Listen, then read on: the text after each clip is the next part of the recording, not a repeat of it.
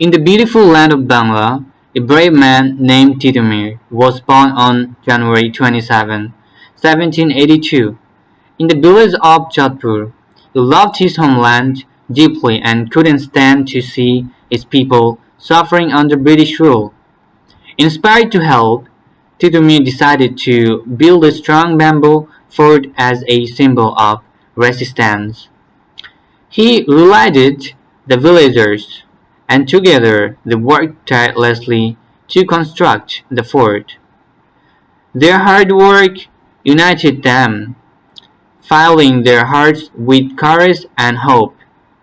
The fort stood as beacon of bravery for all of Bangla, reminding everyone that when they come together, they can fight for their freedom. Even today, Titumir's story inspires people to stand strong against challenges.